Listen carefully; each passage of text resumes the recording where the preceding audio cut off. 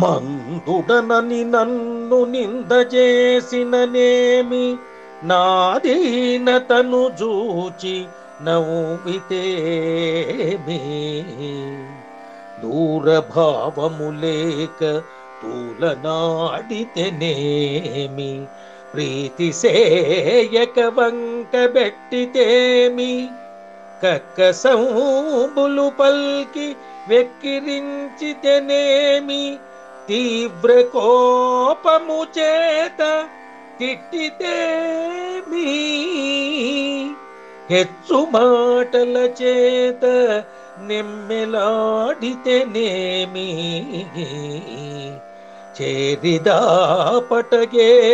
చేసితేమి. కల్పవృక్షంబువలె నీవు గల్గనింక, ప్రజల లక్ష్యంబు నాకేల పద్మనాభ. భూషణ వికాస శ్రీధర్మపుర నివాస, దుష్ట సంహార నరసింహ దురిత దూర. ఆ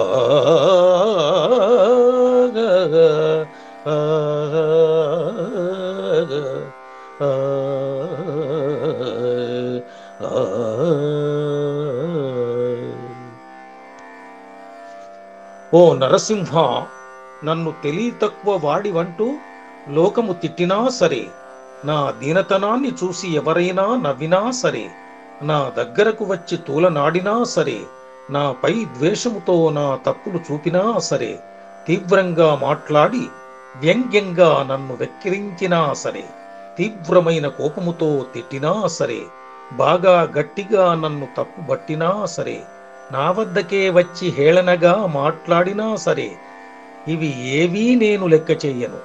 కల్పవృక్షం వంటి నీవు నాకు అండగా ఉండగా ఇవేవీ నేను పట్టించుకోను అంటాడు కవి. శేషప్పను సమాజములో ఎన్నో విధాల నిందిస్తూ, దెప్పిపొడుస్తూ, అవహేళన చేస్తూ అమర్యాదగా ప్రవర్తించి ఉంటారు. కాని నరసింహ భక్తి మనసంతా నిండిన శేషప్ప వాటిని పట్టించుకోకుండా కేవలం హరిభక్తికి మాత్రమే ప్రాధాన్యత ఇచ్చాడు.